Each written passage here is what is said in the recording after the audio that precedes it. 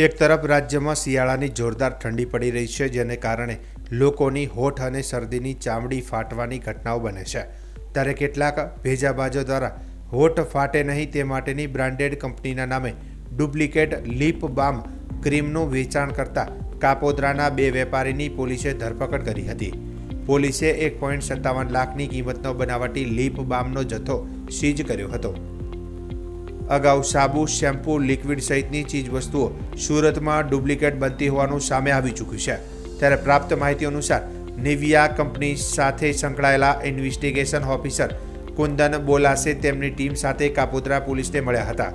તેમની કંપનીના નામે ડુપ્લિકેટ લિપ બામનું કાપોદ્રા વિસ્તારમાં કેટલાક શખ્સો વેચાણ કરી લોકોને છેતરી રહ્યાનું જણાવતા પોલીસની એક ટુકડી તેમની સાથે જોડાઈ હતી। પોલીસે કાપોદ્રા BSNL ઓફિસ પાછળ આવેલી સર્વોપરી સોસાયટીમાં એક મકાનમાં દરોડા પાડ્યા હતા। આ મકાનમાંથી 1,11,440 રૂપિયાની કિંમતનો જથ્થો મળ્યો હતો। બ્રાન્ડેડ કંપનીની બ્રાન્ડના સ્ટીકર તથા લોગો લગાવવામાં આવ્યો હતો, પરંતુ એક્સપર્ટે ચેક કરી બનાવટી હોવાનું જણાવ્યું હતું।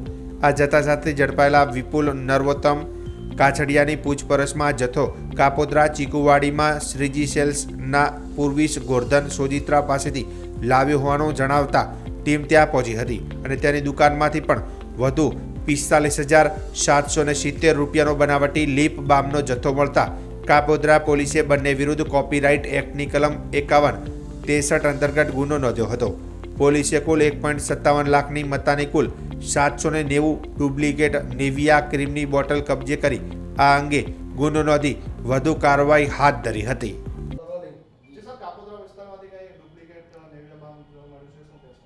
ગઈકાલ તારીખ 17/12/2024ના રોજ નિવિયા પ્રાઇવેટ લિમિટેડ કંપનીના ઓથોરાઇઝ વ્યક્તિ દ્વારા નિયમાનુસારની મંજૂરી લઈ અને તે અંગેનો પોલીસ બંદોબસ્ત કાપોદ્રા પોલીસ સ્ટેશન પાસે માગતા અને કાપોદ્રા પોલીસ સ્ટેશનને એવી હકીકતની જાણ કરેલ કે તેઓના પોલીસ સ્ટેશન વિસ્તારમાં BSNL ઓફિસ પાછળ સાગર રોડ પર સર્વોપરી સોસાયટીમાં કેટલાક વ્યક્તિઓ નિવિયા કંપનીની અલગ અલગ બ્રાન્ડની વસ્તુઓ ડુપ્લિકેટ માર્કા હેઠળ વેચાણ કરી રહેલ છે।